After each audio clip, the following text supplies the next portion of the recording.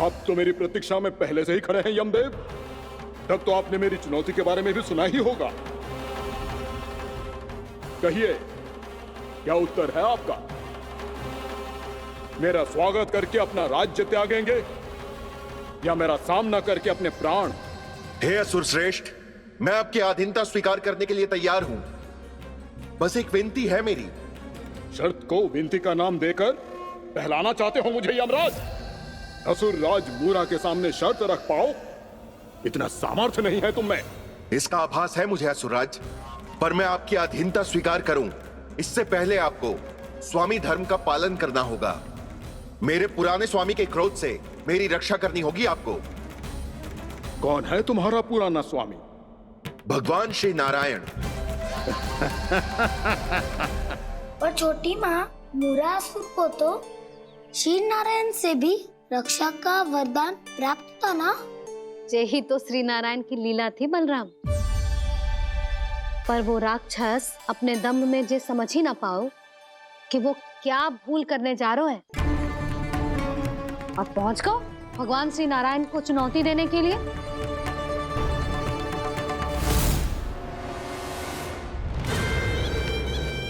वहीं ठहर जाओ असुर राजमोरा।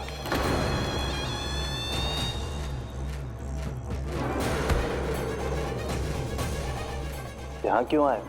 आपको पराजित करने और ये वैकुंठ जीतने, ताकि मैं यमलोक का स्वामी बन सकूं। फिर आओ, युद्ध भूमि में मेरा सामना करो।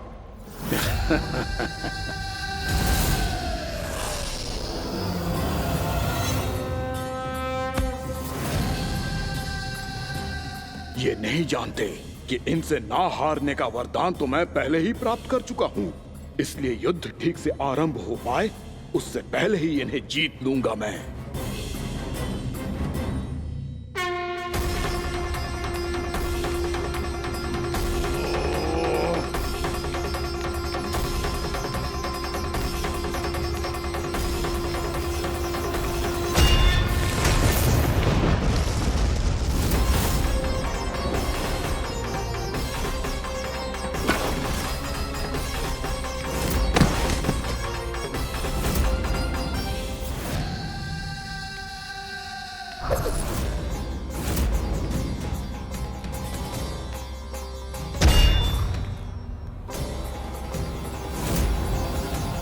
और इस प्रकार जे युद्ध वर्षों वर्षों तक चलता रहो। दोनों योद्धा पूरे ब्रह्मांड में अनेक अस्त्रों शस्त्रों के साथ युद्ध करते रहे।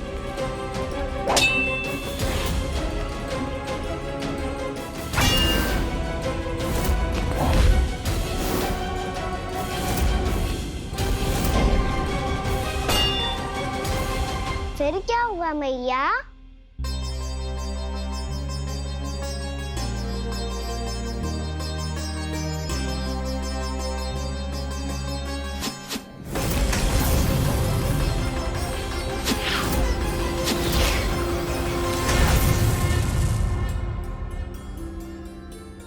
उस युद्ध को कभी समाप्त हुआ हो, पर कैसे? शीघ्र ही वो राक्षस थक गौ लल्ला।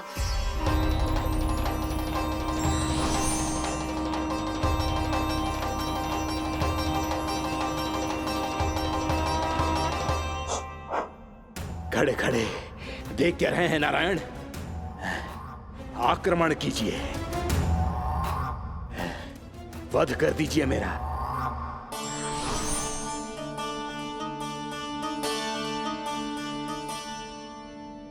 मैं तुम्हारी वीरता से प्रभावित हूं,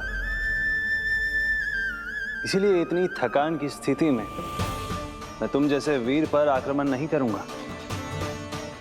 जाओ विश्राम करो। यदि फिर से युद्ध करने की इच्छा हो तो तुम्हारा स्वागत होगा।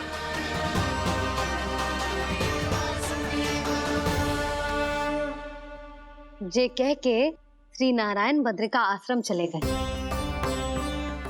और वहां हिमवत नाम की एक कंदरा में ध्यान लगा के बैठ गए।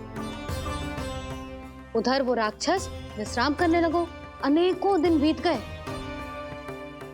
और अब वो राक्षस मूरा फिर से स्वस्थ होके बलवान हो गया था। उसने अपनी सारी शक्ति फिर से प्राप्त कर ली थी।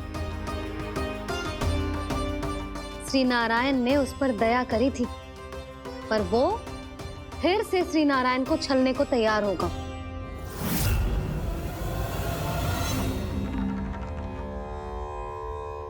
ध्यान में बैठे बैठे श्री नारायण योग निद्रा में चले गए, पर दुष्ट मूरा इसी अवसर का लाभ उठा के उनकी कंदरा में घुस आयो, ताकि वो सोते हुए श्री नारायण पे आक्रमण कर सके।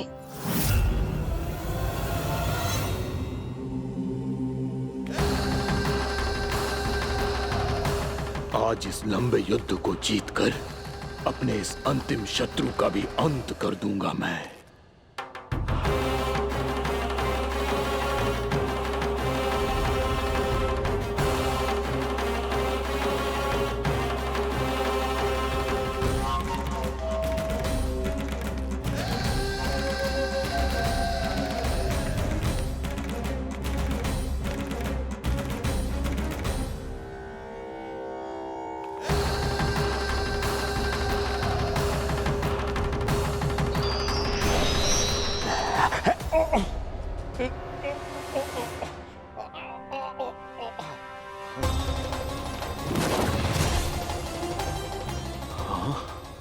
दुष्ट राक्षस, प्रभु ने तुझ पर दया की, तुझे संभलने का अवसर दिया। तू इन्हीं पर ही छल से वार करने चला है।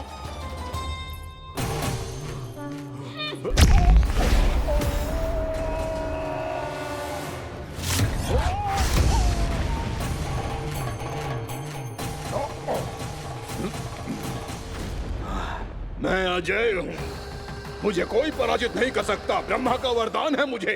तूने नारायण से अपराजय होने का वरदान मांगा था मूर्ख, उनकी शक्ति से नहीं। ध्यान से देख, मैं तेरी मृत्यु हूँ, मृत्यु।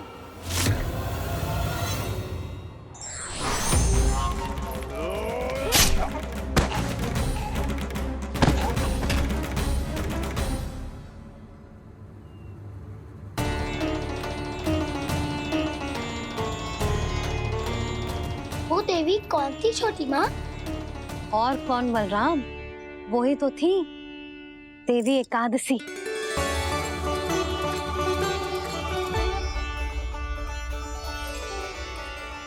मुझे क्षमा कीजिए प्रभु, आपकी आज्ञा के बिना ही युद्ध करके आपके शत्रु को मृत्यु के घाट उतार दिया। क्षमा नहीं, आपकी तो प्रशंसा होनी चाहिए देवी। असुर राज को मारकर आपने सभी देवताओं को मुक्त करवाया है। इस पापी के अहंकार से तीनों लोकों की रक्षा की है आपने। आप एकादशी की तिथि पर मेरी एकादश इंद्रियों से उत्पन्न हुई हैं। इसीलिए मेरे सभी भक्त आपको उत्पन्न एकादशी के नाम से जानेंगे। सभी तिथियों में आपका स्थान सर्वश्रेष्ठ होगा।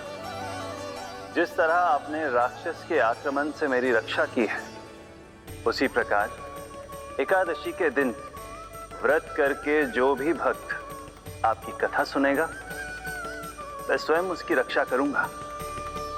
जो आपकी पूजा करेगा, उसे मेरी विशेष कृपा प्राप्त होगी और उसके साथ साथ उसे मिलेगा धन, सिद्धि और मोक्ष।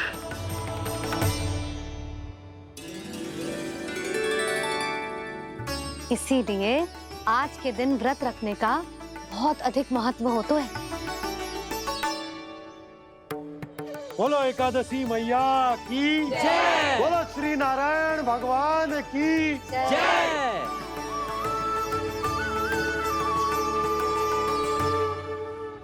प्रभु की कृपा से एकादशी का महत्व भी पता चल गो और मेरा व्रत भी सफल होगा।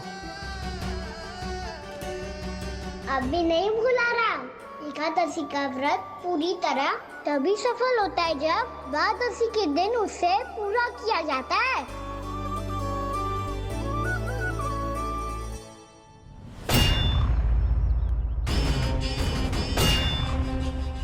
आवश्यक है आपको यह आभास होना कि उस विष्णु अवतार को पराजित करने के लिए आपके साधारण योद्धाओं में वो सामर्थ्य नहीं है।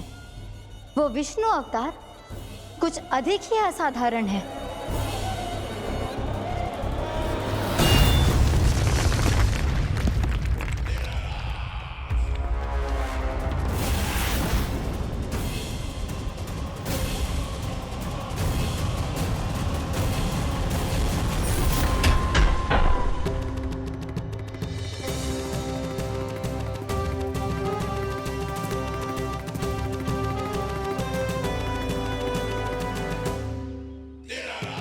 अब मैं दिखाऊंगा उस विष्णु अवतार को असाधारण शत्रु क्या होता है।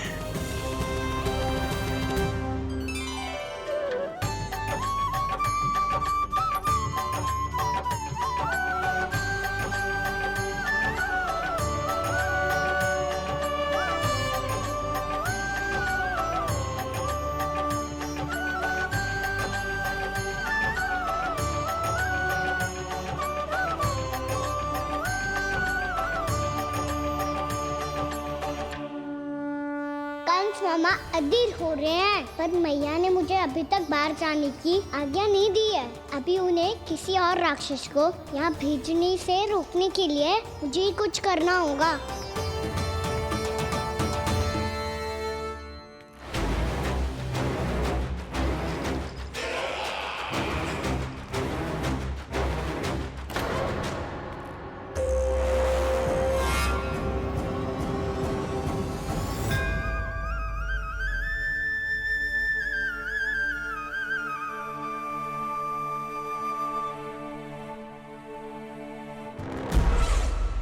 कौन हो तुम? बचपन से ही मुझे मारने का सपना देख रहे हैं, फिर मुझे ही नहीं पहचानते।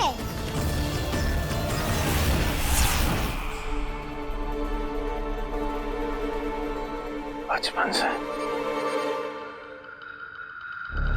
विष्णु अवतार। कोई गाना बुलाता है तो कोई मुरलीधर पुकारता है, कोई माखन चोर कहता है, कोई कहता है चिच्चोर। पर विष्णु अवतार इस नाम से तो बस आप ही मुझे बुलाते हो मामा जी। इतना साहस, ये तो यहाँ आ गया है।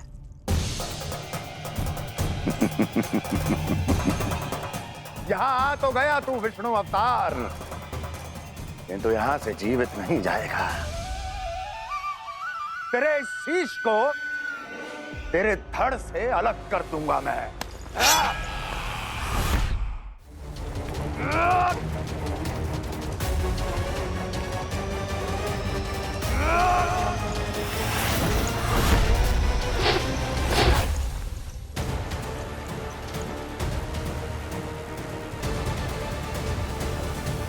वहाँ कहाँ देख रहे हो मामा जी? मैं तैयार हूँ।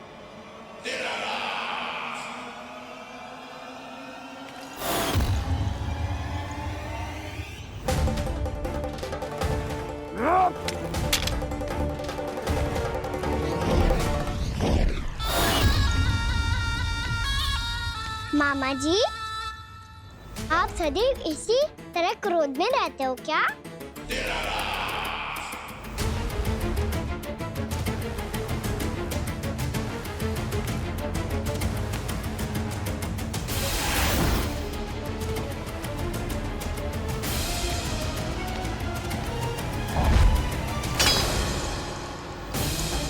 छोड़, छोड़ मेरी तलवार को। छोड़ो तो तब जब पकड़ा हूँ।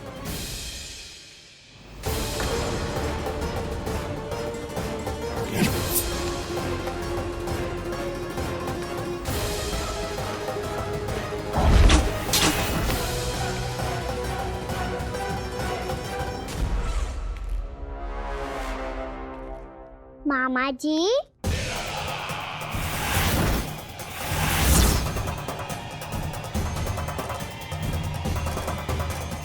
आप थक गए होंगे, थोड़ा विश्राम कर लो। आपका तो पता नहीं, मैं अवश्य थक गया हूँ।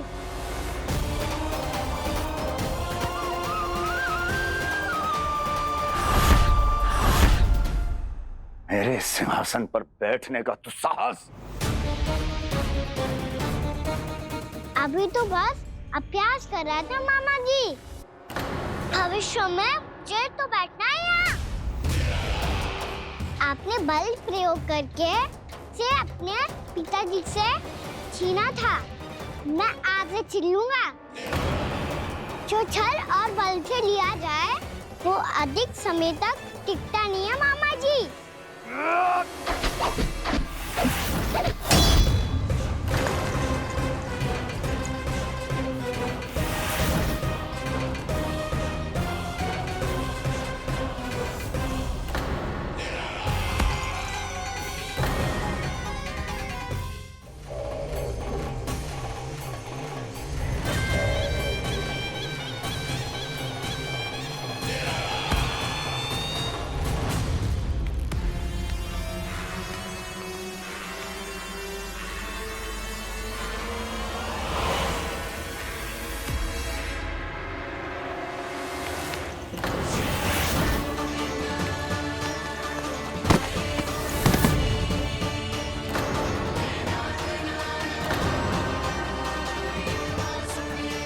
शीघ्र ही आपको ये सिंहासन छोड़ना होगा।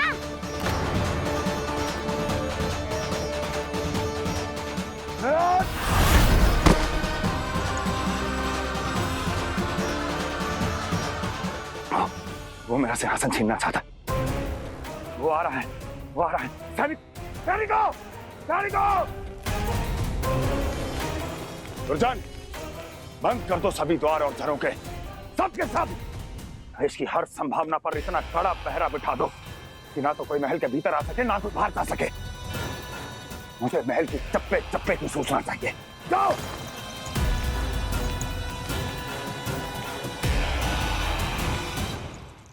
सिंहासन।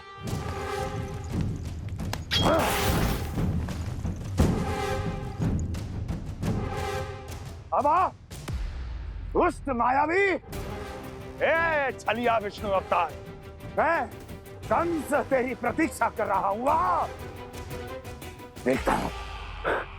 देखता हूं मेरे सिंहासन पर कैसे बैठता है तू। आ, मुझे तो बस कुछ समय चाहिए था, वो मिल गया। अब करते रहिए आप प्रतीक्षा।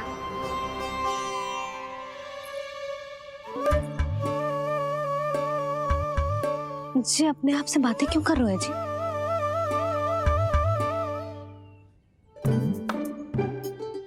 आप मुस्कुरा क्यों रहे हो? ना कछु ना। बताओ क्यों मुस्कुरा रहे हो? तुम ही पर गए जी। जब तुम व्रत करती हो तो तुम भी ऐसा ही करती हो। इसी प्रकार भूख अधिक लगने पर अपना ध्यान भटकाने के लिए स्वयं से ही बड़बड़ाती रहती। होगा। आपको तो बस मेरा उपहास उड़ाने के लिए बहाना चाहिए।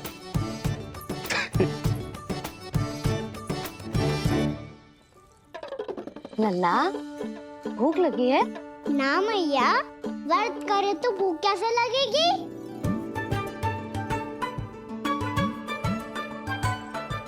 यदि लगी हो तो छोटे बालकों को थोड़ी बहुत भूल चूक क्षमा होती है। कछु ना तो फल तो तू खा ही सकते है। अब तो पूरे नियम और विधि विधान से व्रत तोड़ूंगा। कल द्वादशी के सुबह मुहूर्त के अनुसार। ठीक।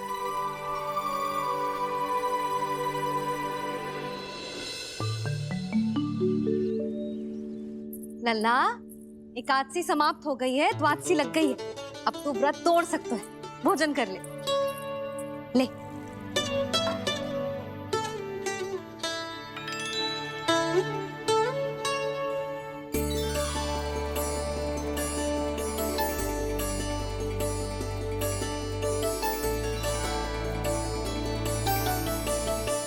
आज तो कार्य कर लीजिएगा। मैं ना चाहती कि सब गांव वाले फिर से आपका उपहास उड़ाएं। अरे, इसी क्षण कार्य आरंभ करना आवश्यक ना है। कुछ खा तो लो। कल भी पूरे दिन व्रत में रहे, अब तो कुछ खा लो। ना ना, अभी बिल्कुल भूख ना है। और हाँ भगवान, तुम्हें चिंता करने की आवश्यकता नहीं है। आज मैं किसी को भी 2 शब्द कहने का अवसर नहीं दूंगा। अरे, कुछ खाओगे पियोगे नहीं तो कैसे रहोगे?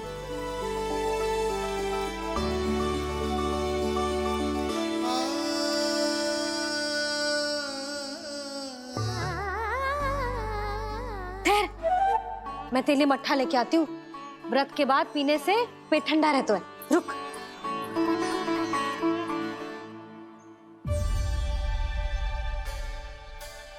भक्तों ने अभी तक व्रत नहीं तोड़ा है, मैं कैसे तोड़ लूं? भूख कहाँ से होगी? श्री हरि नाम से पेट तो भर लेते हो। श्री हरि श्री हरि श्री हरि।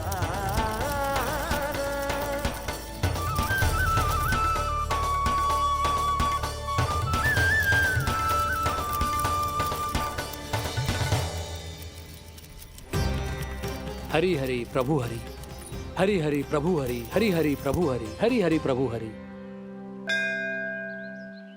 कल से अन्न का एक दाना ना गो है पेट में।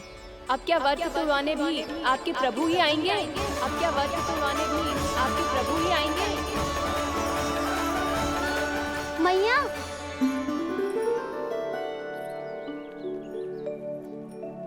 मैया पहले व्रत तोड़ के कछु खा तो लो। अभी ना, लौट के आने के बाद। हाँ,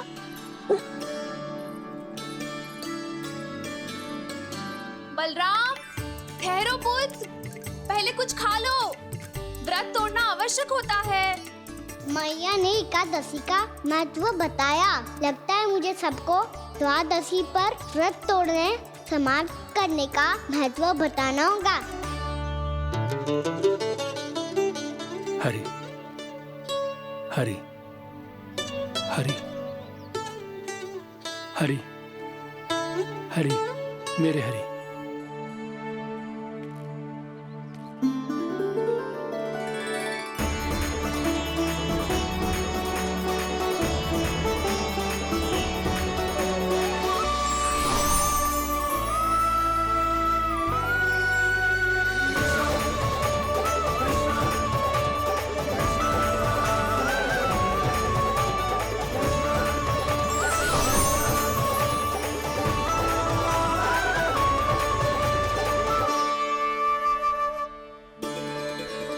अभी अभी तो मैंने बच्चों की मां को वचन दिया था कि आज किसी को शिकायत करने का अवसर ना दूंगा, और अब मैं प्रभु श्री हरि की कल्पना जसोमती रानी के लल्ला में ही करने लगा। ना ना, ये ठीक ना है।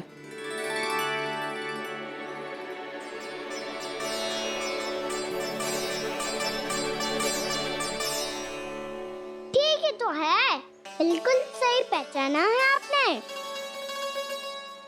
बड़े तो बड़े, अब तो बालक भी हमारा उपहास उड़ाने लगे। मैं आपका उपहास नहीं उड़ाने आया, मैं तो आपके एकादशी के व्रत को पूरा कराने आया हूँ।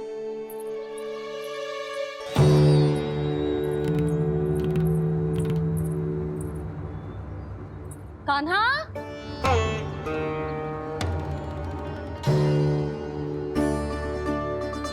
तो ये रही आपकी छड़ी और ये रही मेरी पीठ। सेक बिना ताबड़तोड़। आज तो इसकी पीठ सेक के रहूंगी मैं। मैया घर पे भूखी मुझे ढूंढ रही होगी। लो, आज द्वादशी के दिन पहले प्रहर में भोजन करके अपना एकादशी का व्रत पूरा करो आप। धन्यवाद राजकुमार, पर अभी हमें भूख नहीं है।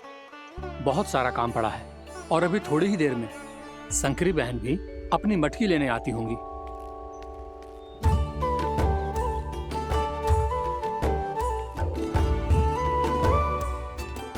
पर मैं आपका व्रत पूरा कराए बिना नहीं जा सकता। भला क्यों? भक्त भूखा रहे और भगवान खा ले, ऐसा हो सकता है भला?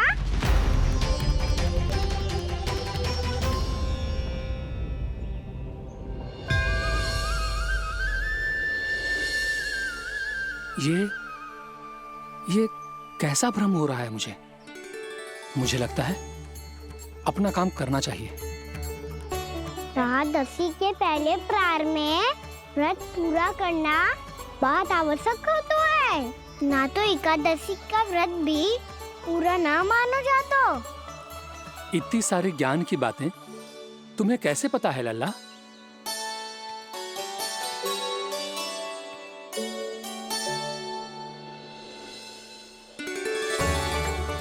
जैसे एकादशी की कथा होती है, वैसे द्वादशी की महिमा भी एक बहुत महत्वपूर्ण कथा है।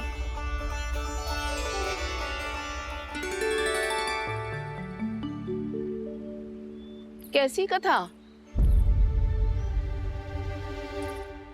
बिल्कुल सही समय पे आई हो आप, क्योंकि आपको ये कथा आपको अवश्य सुननी चाहिए।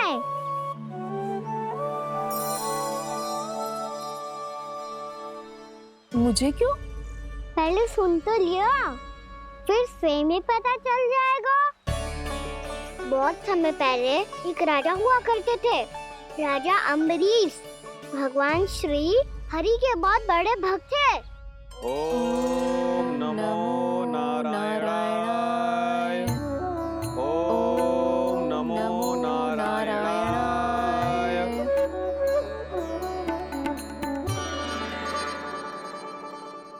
नेक पुण्य के काम करते थे वो। अपनी पत्नी के साथ हरि का नाम जपते रहते थे। उन्होंने 12 माह एकादशी का व्रत करो निर्जल पास किया, और जब उनकी 12वीं एकादशी का व्रत द्वादशी के दिन तोड़ने का समय हुआ, तभी महर्षि दुर्वासा अपनी 100 शिष्यों के साथ उनके महल में पधारे।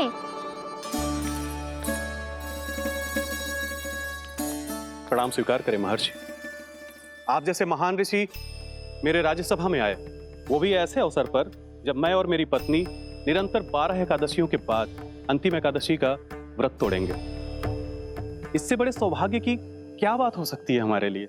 आज आपके साथ साथ मेरा और मेरे शिष्यों का एकादशी व्रत भी पूरा होगा। संभव है प्रभु की इच्छा यही हो कि हम सब अपना व्रत एक साथ तोड़ें। ये तो अत्यधिक प्रसन्नता की बात है महर्षि। तो फिर ठीक है, हम सब यात्रा से थके हैं। व्रत तोड़ने से पहले हम स्नान करना चाहते हैं। जैसी आपकी इच्छा महर्षि। जब तक आप लोग लौटेंगे तब तक आपके सारे प्रबंध यहाँ हो चुके होंगे।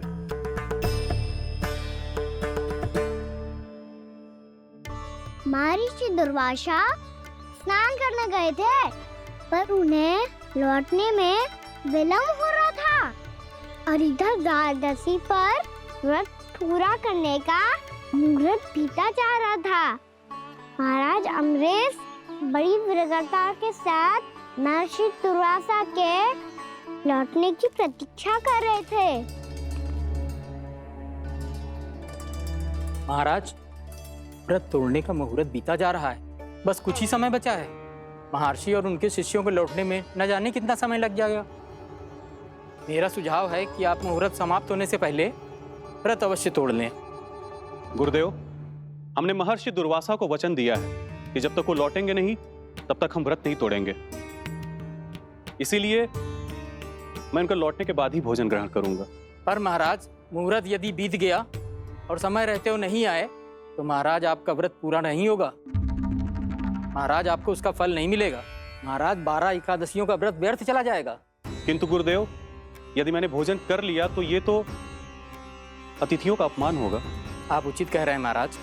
भोजन के लिए उनकी प्रतीक्षा अवश्य कीजिए महाराज। पर मुहूर्त रहते हुए एक तुलसी का पत्ता और जल ग्रहण कर लीजिए। इससे आपका व्रत भी पूरा हो जाएगा और अतिथि का मान भी रह जाएगा। आपका सुझाव अच्छा है गुरुदेव।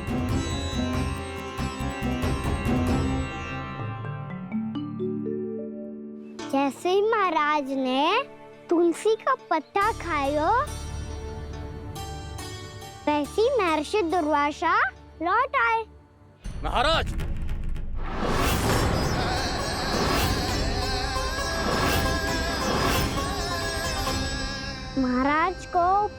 छोड़ते देखते बहुत क्रोधित हो गए।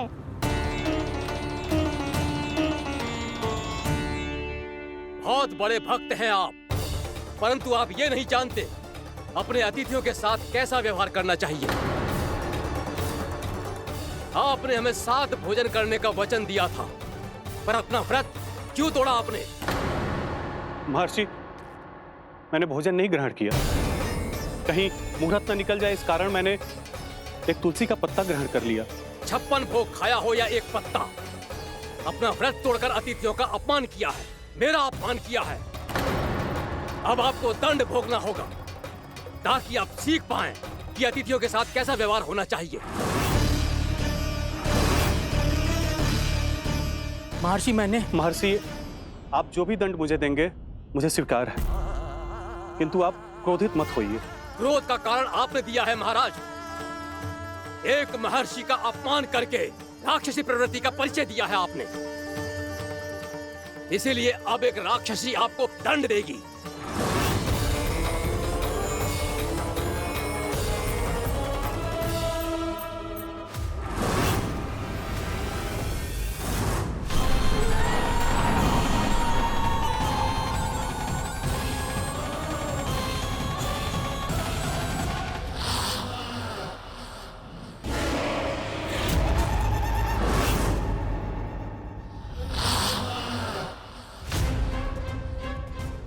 हे प्रभु, यदि मैंने सच में महर्षि का अपमान करने की भूल की हो तो मैं उसका परिणाम भोगने के लिए प्रस्तुत हूं। ओम नमो नारायणाय, ओम नमो नारायणाय नमः। महर्षि दुर्वासा को यह आभास ही नहीं था कि महाराज अम्बरीश ने उनका अपमान नहीं किया था, फिर भी उसे अपमान मान के वो श्री नारायण के भक्त पे संदेह कर रहे थे। मैंने भी तो भोला राम की भक्ति पे संदेह किया था। हे नारायण, ये क्या पाप हो गया मुझसे? संदेह किसी अपमान से कम ना हो तो, और भगवान सब सह सकते हैं, पर उनके प्रिय भक्तों का अपमान सहन ना कर सकते, इसीलिए उन्होंने अस्त्रक्षेप करने का निर्णय लिया।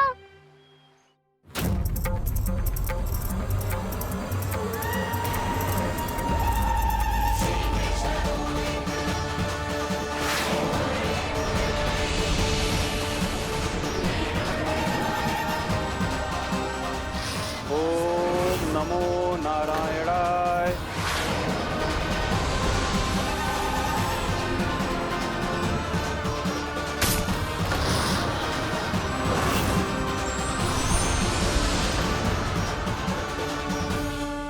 और फिर भगवान का वो सुदर्शन चक्र महर्षि दुर्वासा के पीछे पड़ गया। ये चक्र तो मेरी ओर बढ़ रहा है। ओम नमो नारायणाय। ये कैसे संभव हो सकता है? कोई रोको इसे, कोई रोको इसे।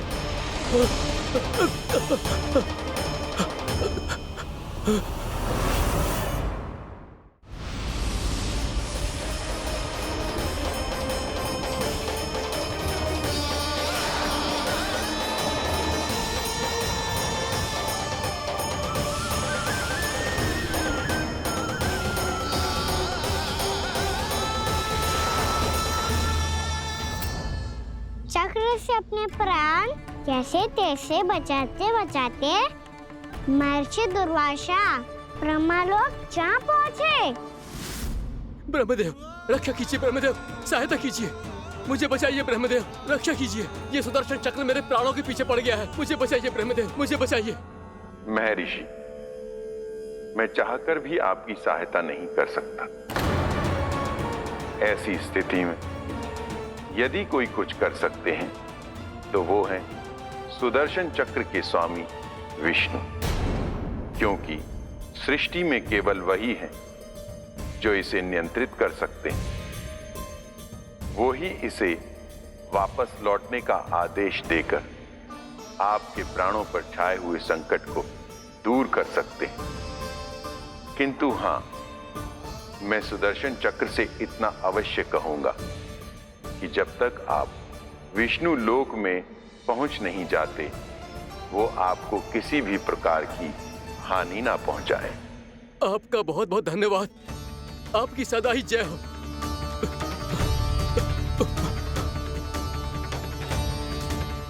फिर क्या था? भागते भागते महर्षि दुर्वासा सीधे भगवान श्री हरि के शरण में बैकुंठ पहुंच गए। त्राहिमाम प्रभु, त्राहिमाम, मुझे बचाइए, मेरी सहायता कीजिए प्रभु, मेरी सहायता कीजिए। मैं आपके इस चक्र और ऊर्जा से नहीं भाग सकता प्रभु। कृपया करके अपने सुदर्शन को रोकिए, इसे वापस लीजिए प्रभु। यह असंभव है महर्षि। एक बार सुदर्शन चक्र मेरे हाथों से छूट जाए तो अपना उद्देश्य पूरा किए बिना, मेरे भक्तों की रक्षा किए बिना वापस नहीं लौटता। कोई तो उपाय होगा प्रभु, कृपया करके मेरे प्राण बचाइए प्रभु। मैं सुदर्शन की ऊर्जा से जलकर भस्म नहीं होना चाहता प्रभु। आप जो कहेंगे मैं करूंगा प्रभु। मेरी सहायता कीजिए प्रभु, मेरी सहायता कीजिए। एक उपाय है, किंतु मुझे नहीं लगता कि आप वो कर पाएंगे। मैं अवश्य करूंगा। मैं अपनी प्राण रक्षा के लिए कुछ भी करूंगा प्रभु। आपने मेरे भक्त राजा अम्बरीश को भक्ति का कर्तव्य निभाने के लिए अपमानित और दंडित किया है महर्षि, पर भक्त की रक्षा करना भगवान का कर्तव्य है। इसलिए यदि आप भक्त राजा अम्बरीश के पास जाकर क्षमा याचना करें और यदि वो आपको क्षमा कर दे, तो ही ये चक्र आपके प्राण लिए बिना लौट सकता है। अन्यथा आप तो जानते हैं महर्षि, मेरे भक्त का अपमान मेरा अपमान। भक्त का अपमान भगवान के अपमान से कम ना हो तो है। महर्षि दुर्वासा को भी ये बात समझ आई और फिर उन्होंने महाराज अम्बरीश से क्षमा याचना की। महाराज महाराज महाराज महाराज महाराज, मुझे क्षमा करें महाराज, मुझसे बहुत बड़ी भूल हो गई महाराज, मुझसे बहुत बड़ी भूल हो गई महाराज। महर्षि, आप हमारे चरण छुए ये उचित नहीं। महाराज, महाराज अम्बरीश, आप नारायण के सच्चे भक्त हैं। मैंने आपको अपमानित किया, दंडित करने का प्रयास किया महाराज। इस अपराध के लिए मुझे क्षमा कीजिए महाराज, और इस सुदर्शन चक्र से मेरे प्राण बचाइए महाराज।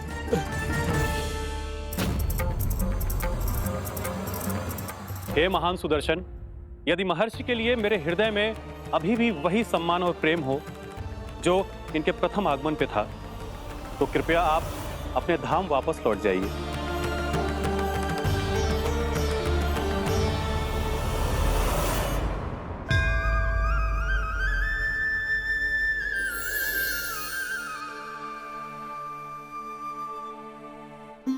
आपका बहुत बहुत धन्यवाद महाराज अम्बरीश। मैं आपको आशीर्वाद देता हूं कि आप देवराज इंद्र के समान शक्तिशाली हों। आपकी कीर्ति का पताका 10 दिशाओं में फहराए। मेरी बस एक ही इच्छा है महर्षि, कि मैं आपके साथ अपना उपवास तोड़ सकूं। अवश्य महाराज, हम सब भोजन आपके साथ करेंगे और अपने आप को नारायण की सेवा में अर्पित करके व्रत को पूरा करेंगे, क्योंकि आज जो यहाँ हुआ है उससे सिद्ध हो चुका है कि एकादशी व्रत का फल द्वादशी की सुबह भोजन करने से ही प्राप्त होता है। इस कथा से हमें पता चलता है कि सभी को द्वादशी के सुबह भर पेट भोजन करके एकादशी का व्रत पूरा करना चाहिए। और दूसरी बात, भगवान की सच्ची भक्ति अपमान कभी ना करना चाहिए। उनके साथ सदैव प्रेम से व्यवहार करना चाहिए। यही भगवान को सबसे अधिक प्रिय है। भैया भोला राम, मैंने भी श्री हरि पे तुम्हारे विश्वास का उपहास उड़ाया था, मुझे क्षमा कर दो। ना ना, आप क्षमा मांगकर मुझे लज्जित मत करो, आप तो मेरी बहन जैसी हैं। जब महर्षि दुर्वासा जैसे महान ऋषि को भी प्रभु के भक्त से क्षमा मांगनी पड़ी, तो मैं तो बहुत ही तुच्छ हूँ। मुझे आपकी किसी भी बात का बुरा ना लगा। पर पता है प्रभु को कौन सी बात कब बुरा रखता है? कौन सी बात? जब उनका भक्त भूखा रहे, समय पे अपना व्रत पूरा ना करे। और जैसा कि आप सभी ने अभी कथा से सीखो है, एकादशी के व्रत को द्वादशी की सुबह अवश्य पूरा करना चाहिए। अब आप जाओ, अपना व्रत पूरा करो।